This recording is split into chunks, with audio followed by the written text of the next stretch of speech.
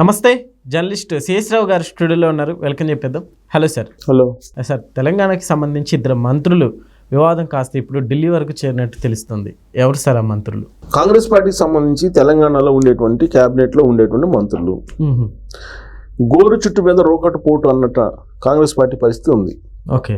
ఒకవైపు local body elections, ఇంకొక వైపు బీసీ రిజర్వేషన్లు, మరోవైపు జూబ్లీహిల్స్ ఉప ఎన్నికలు.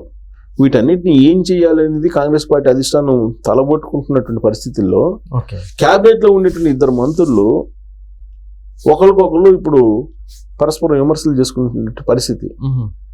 ఆల్రెడీ ఒకరికొకరు ఆరోపణలు చేసుకోవడంతో పాటు ఢిల్లీకి కూడా కంప్లైంట్ చేశారు. సార్, రెగ్యులర్గా ఇలాంటివి కాంగ్రెస్లో జరుగుతూనే ఉంటాయి అన్నట్లుగా జరుగుతుంటాయి. ఇప్పుడు ఈ మధ్యకాలంలో లక్ష్మణ్ అలాగే పొన్నం ప్రభాకర్ గారు, వాళ్ళిద్దరి మధ్య, లక్ష్మణ్ గారు పొన్నం ప్రభాకర్ గారి మధ్య వచ్చినటువంటి వివాదం ఒక 2-3 రోజులు నడిచింది. పిసిసి అధ్యక్షుడు మహేష్ కుమార్ గౌడ్ గారు ఇన్వాల్వ్ కావడంతో తాత్కాలికంగానే లేకపోతే పర్మనెంట్ గానే మొత్తానికి ఫుల్ స్టాప్ అయితే పడింది దానికి. ఎందుకు? ఆయన ఎస్సీ మాదిగా లక్ష్మణ్ మంత్రి, ఆయన లక్ష్మణ్ గారు, ఈయనేమో బీసీ పొన్నం ప్రభాకర్ గారు.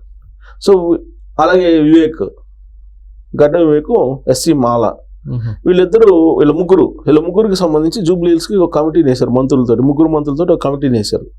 వీళ్ళు సమావేశం అయ్యి అక్కడ గ్రౌండ్ లెవెల్లో పార్టీని బలోపేతం చేసే కార్యక్రమానికి శ్రీకారం చుట్టాలి. అందుకోసం వీళ్ళు మీటింగ్ అయ్యారు. మీటింగ్ అయినట్టు సందర్భంగా గడ్డ వివేక్ గారు లేట్గా వచ్చి, లక్ష్మణ్ గారు లేట్గా వచ్చారు. గడ్డ వివేక్ గారు పొన్నం ప్రభాకర్ గారు కూర్చోన్నారు. లక్ష్మణ్ గారిలో వచ్చి పక్కన కూర్చోగానే గడ్డ వివేక్ గారు లేచి వెళ్ళిపోయారు. వెళ్ళిపోవడంతో హర్ట్ అయిపోయారు లక్ష్మణ్ గారు.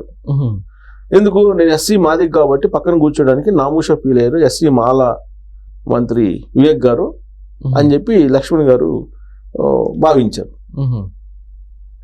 ఆ తర్వాత పొన్నం ప్రభాకర్ గారు దురుసుగా మాట్లాడారు అనేది ఆయన మీద కంప్లైంట్. సో దీని మీద ఇప్పుడు మాదిగ సంఘాలన్నీ తెలంగాణ వ్యాప్తంగా రంగంలోకి దిగినాయి. అలాగే వివేక్ గారు కూడా దానికి క్లారిటీ ఇచ్చారు. ఆల్రెడీ నేను మీనాక్షి నటరాజన్ గారి మీటింగ్ ఉంది, తెలంగాణ కాంగ్రెస్ ఇన్ఛార్జ్, అందుకని నేను వెళ్తున్నాను అని చెప్పి ఆల్రెడీ చెప్పి వెళ్తున్నాను. నాకేమీ అలాంటి ఈగోస్ లేవు. నేను లక్ష్మణ్ గారు వచ్చి కూర్చున్నందువల్ల నేను లేచి వెళ్ళలేదు అని చెప్పి ఆయన వివరణ ఇచ్చారు. సరే, ఆయన చెవిలో ఈయన ఏదో లక్ష్మణ్ గారి గురించి మాట్లాడారు అనేది పొన్నం ప్రభాకర్ గారి మీద ఆరోపణ. దానికి సంబంధించిన వీడియో కూడా ఒకటి రిలీజ్ అయింది.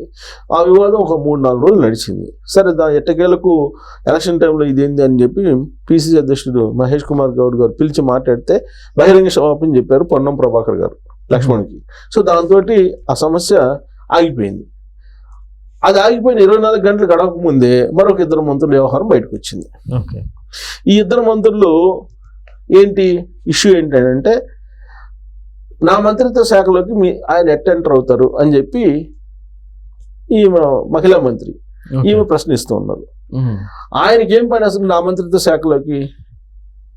జనరల్గానే కాంగ్రెస్ పార్టీలో ముఖ్యమంత్రి రేవంత్ రెడ్డి గారు ఉన్నప్పటికి కూడా ఇవాళకి కూడా ఇరిగేషన్ శాఖలోకి కానీ, అంటే ఉత్తమ్ కుమార్ రెడ్డి గారిది ఇరిగేషన్ శాఖ, ఆ శాఖలోకి కానీ, లేదా కోమటిరెడ్డి వెంకటరెడ్డి గారి శాఖల్లోకి కానీ ఈ సీనియర్ మంత్రులు ఎవరైతే ఉన్నారో, ఇప్పుడు విద్యాశాఖ మంత్రి ఆయన ఉన్నారు, వాళ్ళు ఎవరైనా సరే సీనియర్ లీడర్ల దగ్గర ఉన్నటువంటి మంత్రిత్వ శాఖలు ఏదైతే ఉన్నాయో అక్కడికి ఎంటర్ కావడానికి ధైర్యం చేయలేకపోతున్నారు రేవంత్ రెడ్డి గారు.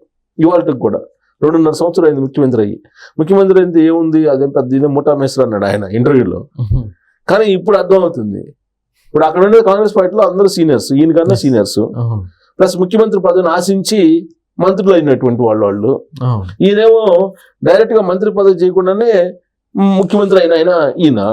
ఇలాంటి పరిస్థితుల్లో ఎవరికి వాళ్ళ డిపార్ట్మెంట్లో వాళ్ళే కింగ్లు, నేనే రాజు నేనే మంత్రి అన్నట్టు ఉంటారు వాళ్ళు.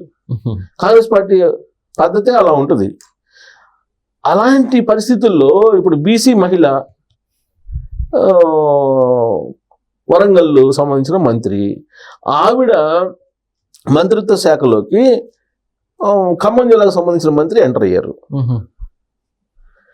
ఎందుకు ఎంటర్ కావాలి, నా శాఖలో ఇంకేం పని అని చెప్పి ఈవిడ ఆయన మీద అసంతృప్తిగా ఆరోపణలు చేస్తూ మొదలుపెట్టారు. ఈ చిలికి కాని వాళ్ళ మాదిరిగా వీళ్ళిద్దరి మధ్య ఉండే వివాదాలు ఢిల్లీకి చేరాయి. ఢిల్లీకి చేరితే ఢిల్లీ పరిశీలిస్తుంది అసలు ఏం జరుగుతుంది అనేది. అసలు మొత్తం అసలు క్యాబినెట్ లోనే కొంతమంది మంత్రులు రేవంత్ రెడ్డి గారిని దింపేయడానికి ప్రయత్నం చేస్తున్నారు అనేది బీఆర్ఎస్ పార్టీ కొన్ని రోజులు ప్రచారం చేసింది.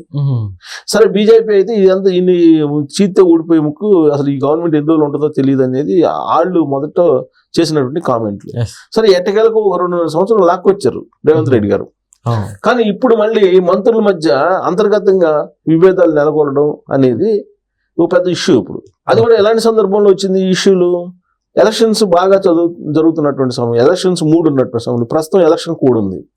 స్థానిక సంస్థల ఎన్నికలకు సంబంధించి నోటిఫికేషన్ ఇచ్చారు. కోర్టులోనేమో 42% రిజర్వేషన్లకు సంబంధించి గవర్నమెంట్ ని ప్రశ్నిస్తూ ఉంది. మీరు ఈ జీవో ప్రకారం ఎలా ఇస్తారు అనేది ఎలక్షన్ కమిషనే ప్రశ్నిస్తుంది. ఎలక్షన్ కమిషన్ ప్రభుత్వానికి పంపించింది. మరి హైకోర్టు ఇలా చెప్తుంది, మరి మమ్మల్ని ఏం చేయమంటారని. ప్రభుత్వం ఏమంటుంది, 42% రిజర్వేషన్ మీరు అమలు చేయండి అని చెప్పి ఎలక్షన్ కమిషన్ చెప్తుంది.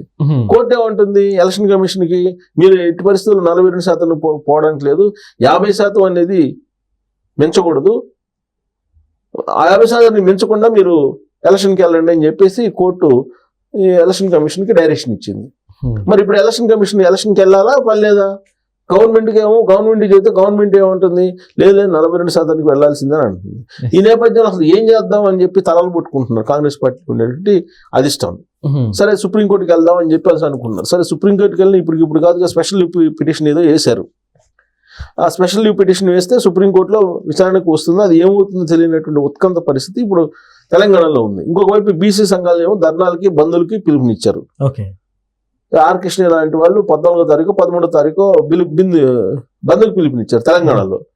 తెలంగాణ ఉద్యమం ప్రత్యేక రాష్ట్రం కోసం ఎలా వచ్చిందో ఆ స్థాయిలో వస్తే తప్ప బీసీ రిజర్వేషన్లు ఇక్కడ అమలు కావు. కాబట్టి బీసీలు అందరూ ఏకం కావాలి, ఐక్యం కావాలి, ఏకమయ్యి ఇప్పుడున్నటువంటి ప్రభుత్వాన్ని నిలదీసైనా సరే 42% రిజర్వేషన్లు మనం అమలు చేయించుకోవాలనేటువంటి ఉద్దేశంతో వాళ్ళు ఉన్నారు. ఇదంతా కూడా ప్రభుత్వానికి ఒక క్రిటికల్ సిచ్యువేషన్ లో ఉన్నటువంటి పరిస్థితి. ఇవాళ తెలంగాణ ప్రభుత్వం ఇన్ని రకాల సమస్యల మధ్య నడుస్తూ ఉంది. ఈ సమస్యలను పరిష్కరించాల్సినటువంటి క్యాబినెట్ లో ఉండే మంత్రులు వాళ్ళే పోట్లాడుకోవడం, ఆరోపణలు వేసుకోవడం, పరస్పరం విమర్శలు చేసుకోవడం అనేది మరి రోకటిపోటు మీద గోడు చుట్టు మీద రోకటిపోటు లాంటి సిచ్యువేషనే కదా. సో పైగా ఇది ఢిల్లీకి వెళ్ళింది. అసలే ఢిల్లీ ఏముంటుంది, తెలంగాణలో ఉన్న పాలిటిక్స్ తోటి మాకు తల బొప్పి కడుతుందని చెప్పి వాళ్ళు ఎప్పటికప్పుడు అంటుంటారు. సో అలాంటిది ఇప్పుడు ఢిల్లీకి పోతే ఢిల్లీలో 2 మంత్రులు, రీసెంట్ వరకు ఏమో ఒక 2 మంత్రులు, ఇప్పుడేమో ఇంకొక 2 మంత్రులు. ఇలా అసలు యాక్చువల్గా మహిళా మంత్రి ఈ క్యాబినెట్ ఏర్పడినప్పటి నుంచి రకరకాల వివాదాల్లోకి వెళ్ళారు. ఇప్పుడు నాగార్జునకు సంబంధించినటువంటి ఫ్యామిలీ గురించి ఆవిడ మాట్లాడారు, పరువు నష్టం వేశారు ఆవిడ మీద. ఇప్పుడు సమంతని పంపించమని చెప్పేదో కేటీఆర్ గారు అన్నారు అప్పుడు అనేది కామెంట్ చేసి ఆవిడ పరువు నష్టం దావా కింద కోర్టుల చుట్టూ తిరుగుతుంది. ఆవిడ అనేక వివాదాల మధ్యలో ఉన్నారు. ఆవిడ డిపార్ట్మెంట్ లో ఇతరుల మంత్రులు జ్వరబట్టడం అనేది ఆవిడ జీర్ణించుకోలేకపోతున్నారు. ఆవిడ senior Congress party leader. So ఖమ్మంకి సంబంధించినటువంటి మంత్రి ఏమో మొత్తం రేవంత్ రెడ్డి గారి తర్వాత నేను అన్నట్టు ఆయన ఉంటాడు. సో ఇలాంటి సిచ్యువేషన్ కాంగ్రెస్ పార్టీలో ఉంది. సో ఈ 2 మంత్రులకు సంబంధించినటువంటి వ్యవహారం గత 24 గంటల నుంచి తారాస్థాయికి చేరింది. మరి దీని తీరం ఎక్కడ దాటుతుందో తెలియదు. పొన్నం ప్రభాకర్ దాన్ని లక్ష్మణ్ గారిని అయితే తీరం దాటింది. మరి వీళ్ళు ఇప్పుడు తాజాగా వీళ్ళిద్దరు మంత్రులకు సంబంధించినటువంటి వివాదం తీరం దాటుతుందా, లేదంటే ఎలక్షన్ వరకు కంటిన్యూ అవుతుందా? అంటే ఎలక్షన్ వరకు కంటిన్యూ అయితే ఖచ్చితంగా ఈ ఎలక్షన్ లో ఎంతో కొంత నష్టపోవాల్సి వస్తుంది కాంగ్రెస్ పార్టీ. మరి ఆ నష్టం జరిగేంత వరకు కాముగా ఉంటుందా పార్టీ ఓపిక బట్టి, లేదా వీళ్ళిద్దరిని అసలు ఏంటనే దాని మీద ఆగ్రహంగా వాళ్ళిద్దరి మీద చర్యలను తీసుకుంటుందా అనేది ఇప్పుడు ఆసక్తిగా అందరూ చూస్తున్నారు. Okay sir.